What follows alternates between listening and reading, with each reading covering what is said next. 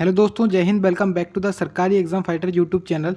Delhi police AWTPO का exam आपको अगर देना है तो आपके लिए ये वीडियो बहुत ज़्यादा इंपॉर्टेंट है, क्योंकि एक होता है एनालिसिस जो आपने कर लिया अगर अच्छे से तो आपका एग्ज़ाम जाने से कोई नहीं रोक सकता है। मतलब आपका एग्ज़ाम निकलने से कोई नहीं रोक सकता है, क्योंकि देखिए क्वेश्चन कुछ इस तरीके से पूछे जा रहे हैं आपके एग्ज़ाम में, उनका पैटर्न क्या है, तो सभी चीज़ें हम इन क्वेश्चंस से देखेंगे। यहाँ पे हम करने वाले हैं 27 अक्टूबर सेकेंड शिफ्ट के ऑल क्वेश्चंस को।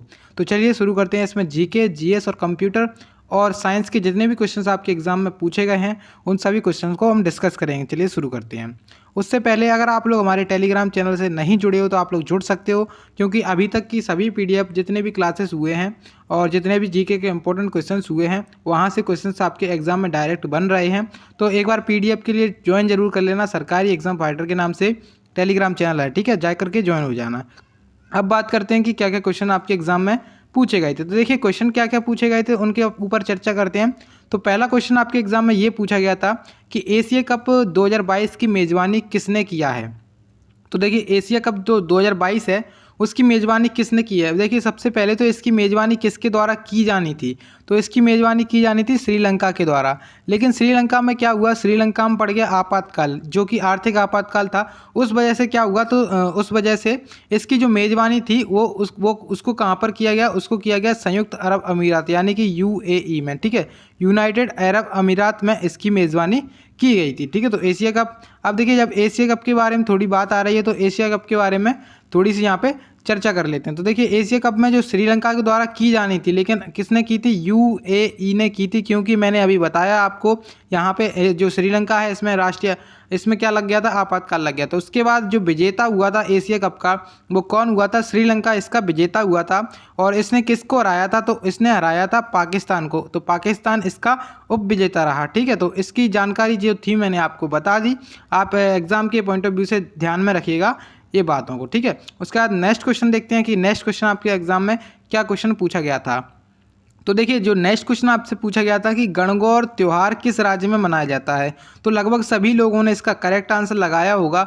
जो गणगौर त्यौहार है कहाँ पे मनाते हैं, राजस्थान के राज्य में मनाया जाता है, ठीक है। इसका आंसर राजस्थान भी हो सकता है, आप तो ऑप्शंस पे निर्भर करेगा, क्योंकि मध्य प्रदेश के कुछ क्षेत्रों में भी इसको मनाया जाता है, ठीक है, क्योंकि मध्य प्रदेश के कुछ क्षेत्रों में भी इसको मनाया जाता है। इस वजह से आप लोग कन्फ्यूज़न में नहीं रहना। लेकिन जो मुख्य रूप से है वो कहाँ पे मनाया जाता है, मुख्य रूप से राजस्थान में मनाया जाता है, ठीक है। उसके बाद नेक्स्ट क्वेश्चन देखते हैं कि नेक्स्ट क्वेश्चन पूछा गया था। तो देखिए पहली जनगणना यानी कि जो सबसे पहली जनगणना हुई थी वो कब हुई थी, वो हमसे क्वेश्चन में पूछा जा रहा है। तो अभी तक आप लोगों ने जितने भी मतलब शिफ्ट में एग्ज़ाम दिया है, जब से आपके एग्ज़ाम हुए हैं start Delhi police head constable ministerial से, यानी कि 10 अक्टूबर से अभी तक जो जनगणना है 2011 की जनगणना, इस से संबंधित प्रत्येक शिफ्ट में लगभग एक क्वेश्चन आ रहा है। इसमें जो अपनी जनगणना है तो आप लोग एक बार इसको अच्छे से ज़रूर पढ़ें, क्योंकि मैंने आपको बताया है बहुत ज़्यादा इंपॉर्टेंट है और जनगणना से क्वेश्चन बन रहा है। आप लोग 101% मान के चल सकते हो कि आपका अगले शिफ्ट में भी क्वेश्चन आएगा, ठीक है। तो जनगणना जो सबसे पहली जनगणना हुई थी वो हुई थी 1872 में लॉर्ड मेयो के कार्यकाल में। किसके कार्यकाल में, लॉर्ड मेयो जो अपना जनरल था, जो अपना अंग्रेजी वायसराय था, उसके कार्यकाल में क्या हुई थी, एक पहली जनगणना की गई थी। लेकिन अब अगर हम बात करते हैं कि जैसे नियमित रूप से जनगणना किसके कार्यकाल में स्टार्ट हो गई थी, तो नियमित रूप से जनगणना है वो किसके कार्यकाल में स्टार्ट की गई थी, तो 1881 में की गई थी लॉर्ड रिपन के कार्यकाल में, ठीक है। तो जो नियमित रूप से जो जनगणना स्टार्ट हुई थी वो हुई थी 1881 में लॉर्ड रिपन के कार्यकाल में। तो सबसे पहले आपको क्या करना है याद, सबसे पहली जनगणना किसके कार्यकाल में स्टार्ट हुई थी, तो 1872 में स्टार्ट हुई थी लॉर्ड मेयो के कार्यकाल में। लेकिन अगर आपसे ये क्वेश्चन पूछा जाता है कि 1881 में मतलब नियमित रूप से जनगणना कब स्टार्ट की गई थी, तो 1881 में की गई थी। और उसके बाद क्या हुआ था, प्रत्येक 10 साल के बाद एक जनगणना की जा रही थी। तो लॉर्ड रिपन के कार्यकाल में इसको स्टार्ट किया गया था, ठीक है। उसका नेक्स्ट क्वेश्चन देखते हैं कि आपका नेक्स्ट क्वेश्चन क्या पूछा गया था। तो नेक्स्ट क्वेश्चन में आपसे ये पूछा गया था कि भारत का वह राज्य जिसने पहला राष्ट्रीय बायोफ्यूल पॉलिसी को लागू किया है तो वो राज्य कौन सा है। तो देखिए राजस्थान इसका करेक्ट आंसर होगा। अब आप लोग कमेंट बॉक्स में ये बताइएगा कि क्या क्या ऑप्शंस आपके एग्जाम में पूछे गए थे, ठीक है। तो राजस्थान ने क्या किया है, राष्ट्रीय बायोफ्यूल पॉलिसी को लागू करने वाला पहला राज्य बन गया है, जो कि केंद्र सरकार द्वारा मई 2018 में प्रस्तुत की गई थी। जैव ईंधन पर एक राष्ट्रीय नीति थी, इसको लागू करने वाला राजस्थान क्या बन गया है? पहला राज्य बन गया है। ठीक है जी, करंट अफेयर्स की दृष्टि से क्वेश्चन था। उसके बाद नेक्स्ट क्वेश्चन आपसे क्या पूछा गया था कि 2 गुंबद वाला मकबरा किसका है? तो 2 गुंबद वाला मकबरा, मेरे हिसाब से ये क्वेश्चन थोड़ा सा अच्छी लेवल का क्वेश्चन है, क्योंकि लगभग लोग क्या याद करते हैं कि ये वाला मकबरा कहाँ पर स्थित है, मतलब इससे संबंधित आप लोग याद करते होंगे, लेकिन ये इन्होंने कुछ अलग तरीके से घुमा करके पूछ लिया है इन्होंने कि क्या पूछा है, 2 गुंबद वाला मकबरा किसका है? तो हुमायूं का मकबरा है। अब क्वेश्चन अगर आसान पूछा जाता तो आसान ये पूछा जाता कि हुमायूं का मकबरा कहाँ पर स्थित है, या फिर इसका निर्माण किसने कराया था। तो इसका निर्माण मतलब देखिए, हुमायूं का जो मकबरा है वो कहाँ पर स्थित है? नई दिल्ली में स्थित है। ठीक है, तो करेक्ट आंसर ये हो जाता। उसके बाद मैंने यहाँ पे 2 लिख के रखे हैं जो इंपॉर्टेंट है आपके एग्जाम के हिसाब से। एक तो आपके सामने है लोटस टेम्पल और एक है कुतुब मीनार। तो देखिए, लोटस टेम्पल कहाँ पर है? ये भी अपना दिल्ली में है, और कुतुब मीनार कहाँ पर है? ये भी अपना दिल्ली में है। और आपसे अभी तक क्वेश्चन क्या पूछा जा चुका है, खजुराहो का मंदिर कहाँ पर स्थित है? तो खजुराहो के मंदिर भी आपसे पूछे जा चुके हैं, तो एमपी में स्थित है खजुराहो के मंदिर। ठीक है, आप लोग याद कर सकते हो। उसके बाद में एक जो कोणार्क मंदिर है उसको भी देख सकते हो आप लोग। तो कोणार्क का मंदिर कहाँ पर है? कोणार्क में एक मंदिर है जिसको सूर्य मंदिर कहा जाता है, और इसका मतलब कहाँ पर स्थित है? तो उड़ीसा में स्थित है। उड़ीसा में कहाँ पर स्थित है? तो उड़ीसा के पुरी में स्थित है। ठीक है, इसका निर्माण किस राजा ने करवाया था? तो आप लोग ये कमेंट बॉक्स में जरूर बताइए कि कोणार्क के सूर्य मंदिर का निर्माण किसने करवाया था, किस राजा ने करवाया था। इसका एक उपनाम भी है, तो उपनाम क्या है? इसका उपनाम है इसका ब्लैक पैगोडा। ठीक है, ब्लैक पैगोडा, तो इसको ब्लैक पैगोडा के नाम से भी जाना जाता है। अब आप लोग कमेंट करके ये बताइएगा कि कोणार्क के सूर्य मंदिर का निर्माण किसने करवाया था। ठीक है, चलिए उसके बाद नेक्स्ट क्वेश्चन आपसे पूछा गया था कि वायुमंडल के अध्ययन की घटना को क्या कहा जाता है।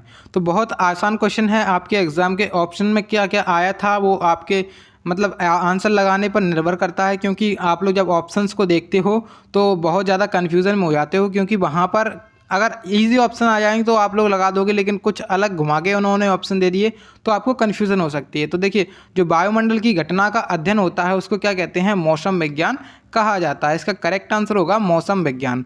उसका देखिए, अगर हम बात करते हैं वायुमंडल के बारे में, तो वायुमंडल अपना है इतनी लेयर से बन के मिलकर के बना है। सबसे पहले अपना जब नीचे से अपना, जैसे यहाँ पर आप रह रहे हो, यहाँ से आप लोग ऊपर जाओगे अंतरिक्ष की तरफ, ठीक है, तो आपको क्या क्या मिलेगा उसके बारे में सबसे पहले चर्चा करते हैं। तो सबसे पहले आपको मिलेगा क्षोभ मंडल। क्या मिलने वाला है? क्षोभ मंडल मिलेगा सबसे पहले। उसके बाद आपको मिलेगा समताप मंडल। ठीक है, समताप मंडल। उसके बाद क्या मिलेगा आपको? उसके बाद आपको मिलने वाला है मध्य मंडल। ठीक है, मध्य मंडल यानी कि मीजोस्फीयर। ठीक है, मध्य मंडल मिलेगा। उसके बाद आपको क्या मिलने वाला है? ठीक है, उसके बाद आपको मिलेगा आयन मंडल। क्या मिलने वाला है? आयन मंडल। और लास्ट में जब आप सबसे ऊपर चले जाओगे तो सबसे ऊपर आपको क्या मिलेगा? बाह्य मंडल मिलने वाला है। ठीक है, तो बाह्य मंडल यहाँ तक हो गया। आप देखिए, यहाँ पे क्षोभ मंडल है और समताप मंडल है, मध्य मंडल है, आयन मंडल है और बाह्य मंडल है। तो अब आपसे एक क्वेश्चन ये पूछ सकता है कि जो मौसम संबंधी घटनाएं होती हैं कौन से मंडल में होती हैं? तो मौसम संबंधी घटनाएं होती हैं अपनी क्षोभ मंडल, मतलब जितने भी बादलों का निर्माण होता है वो कहाँ पे होता है? तो क्षोभ मंडल में यहाँ पे आप लोग बादल बना सकते हो। उसके बाद अगर ये पूछा जाए कि किस मंडल में मौसम संबंधी घटनाएं नहीं होती हैं, तो यहाँ पे आपका समताप मंडल हो जाएगा, क्योंकि जो फाइटर जेट्स होते हैं आपके, जितने भी फाइटर जेट्स होते हैं उनको सभी को किस में उड़ाया जाता है? समताप मंडल में ही उड़ाया जाता है। ठीक है, अब इसकी ऊंचाई कितनी है अपनी धरती से? इसकी ऊंचाई कितनी है समताप मंडल की? अब ये मुझे आप लोग कमेंट करके ये बताइएगा। और एक चीज़ और इम्पोर्टेंट है, जो समताप मंडल है उसमें क्या पाई जाती है? उसमें ही पाई जाती है ओजोन परत। ओजोन जो परत होती है वो कहाँ पर पाई जाती है? समताप मंडल में पाई जाती है। अब जो ओजोन परत है उसमें एक छिद्र हो रहा है, और ओजोन का संरक्षण दिवस, अब देखिए यहाँ से क्वेश्चन बन सकता है ओजोन संरक्षण दिवस कब मनाया जाता है? तो 16 सितंबर को ओजोन परत संरक्षण दिवस मनाया जाता है। ठीक है, अब 16 सितंबर एक प्रोटोकॉल आपको याद होगा, मॉन्ट्रियल प्रोटोकॉल। अब ये मॉन्ट्रियल प्रोटोकॉल क्या है और ये मतलब क्या हुआ था इसमें मॉन्ट्रियल प्रोटोकॉल में और कब हुआ था, ये मुझे जानकारी आप लोग देने वाले हैं कमेंट बॉक्स में। क्योंकि अगर आप लोग फाइंड करोगे इस चीज़ को, अगर आपको पहले से पता होगा तो और भी अच्छी चीज़ है, लेकिन अगर आपको नहीं पता है तो एक बार ज़रूर से देख लेना, बहुत ज़्यादा आपके एग्जाम में हेल्प हो जाती है इससे। ठीक है, इससे आपको क्या होता है, याद हो जाती हैं चीज़ें। ठीक है, चलिए उसके बाद नेक्स्ट क्वेश्चन आपसे क्या पूछा गया है तो देखिए जो नेक्स्ट क्वेश्चन है वो पूछा गया है कि टिहरी बांध परियोजना, जो टिहरी बांध है अपना टिहरी डैम है, किस नदी पर बनाया गया है। तो सबसे पहले तो देखिए जो टिहरी बांध है वो कहाँ पर स्थित है, तो वो उत्तराखंड में स्थित है, उत्तराखंड में अपना स्थित है टिहरी बांध। अब देखिए नदी पूछी जा रही है आपसे। देखिए जो क्वेश्चन आपका है टिहरी बांध आया है वो मैंने आपको अपने नोट्स में करवाया था जब मैंने जीके वीडियोस चलाए थे, तो उसमें क्वेश्चन आपको मिलने वाला है। ठीक है, तो देखिए भागीरथी नदी पर बना हुआ है टिहरी बांध, इसका करेक्ट आंसर हो जाएगा। ठीक है, भागीरथी नदी। तो और इसके एक संबंधित और है कि भारत का सबसे ऊंचा बांध कौन सा है, तो भारत का सबसे ऊंचा बांध भी कौन सा है, टिहरी बांध ही इसका राइट आंसर हो जाएगा। टिहरी बांध भारत का सबसे ऊंचा बांध है। ठीक है, उसके बाद नेक्स्ट क्वेश्चन आपसे क्या पूछा गया था, तो नेक्स्ट क्वेश्चन में आपसे पूछा गया था कि ओम के नियम की खोज किस वर्ष की गई थी। तो जो ओम का नियम था वो उसकी खोज की गई थी 1828 में। ठीक है, इसको याद कर लीजिए, ओम के नियम की खोज किस में की गई थी, 1828 में ओम के नियम की खोज की गई थी। ठीक है, नेक्स्ट क्वेश्चन आपसे क्या क्या पूछा गया था, तो देखिए नेक्स्ट क्वेश्चन में आपसे पूछा गया था कि मंत्रिपरिषद जो होती है सामूहिक रूप से किसके प्रति उत्तरदायी होती है। तो जो मंत्रिपरिषद होती है सामूहिक रूप से किसके प्रति उत्तरदायी होती है, लोकसभा के प्रति उत्तरदायी होती है। तो इसका करेक्ट आंसर हो जाएगा लोकसभा। अब आप लोग कमेंट करके ये बताइएगा जिसने भी एग्जाम दिया है कि क्या क्या ऑप्शंस आपके एग्जाम में पूछे गए थे। ठीक है, तो यहाँ पे लोकसभा इसका करेक्ट आंसर है। अब लोकसभा के वर्तमान में अध्यक्ष कौन है, यानी कि लोकसभा स्पीकर कौन है, तो लोकसभा स्पीकर हैं वर्तमान में ओम बिरला। ठीक है, चलिए नेक्स्ट क्वेश्चन देखते हैं। तो देखिए अब नेक्स्ट क्वेश्चन में आपसे थोड़ा सा कन्फ्यूजन लग सकता है, क्योंकि नेक्स्ट क्वेश्चन में आपसे एक तो या फिर तो अनुच्छेद 23 पूछा गया था या फिर अनुच्छेद 22 पूछा गया था। तो मैंने दोनों आपके लिए लिख के रखे हैं कि अनुच्छेद 23 क्या है और अनुच्छेद 22 क्या है। तो देखिए सबसे पहले तो हम देखते हैं कि अनुच्छेद 23 का संबंध किससे है, फिर उसके बाद देखेंगे हम अनुच्छेद 22 का संबंध किससे है। तो देखिए जो अनुच्छेद 23 है उसका संबंध आप लोग सीधे सीधे समझ सकते हो कि जो मानव तस्करी होती है उसको रोकने से संबंधित है इसका अनुच्छेद 23 का। देखिए अगर कोई व्यक्ति मानव की तस्करी करता है, उसके पार्ट्स की तस्करी करता है, तो क्या होगा उस मतलब उसके उपबंध में क्या होगा, उस व्यक्ति को एक अपराध माना जाएगा, उसके जो काम कर रहा है वो उसको अपराध माना जाएगा, उसको जो सज़ा लिखी होगी संविधान में वो सज़ा उसको दी जाएगी। ठीक है, उसके बाद अनुच्छेद जो 22 है उसका संबंध किससे है, तो अनुच्छेद 22 का संबंध है किसी भी व्यक्ति को गिरफ्तारी के कारणों के बिना बताए गिरफ्तार नहीं किया जा सकता है। तो ये आप लोग इसको ध्यान में रखेंगे। जो गिरफ्तार आपने जैसे कोई पुलिस वाला है आपको गिरफ्तार कर रहा है और ये नहीं बता रहा है कि किस कारण से आपको गिरफ्तार कर रहा है, तो ये गलत बात है जो कि संविधान में लिखा गया है, क्योंकि आपको गिरफ्तारी का कारण बताना पड़ेगा उसको। ठीक है, तो इसका करेक्ट आंसर अब मतलब क्वेश्चन क्या पूछा गया था, तो आप लोग उनको एक बार मतलब जो एग्जाम दे करके आए थे, अब मैंने बता दिया कि अनुच्छेद 23 पूछा गया था या फिर अनुच्छेद 22 पूछा गया था। ठीक है, दोनों से संबंध मैंने आपको बता दिया है।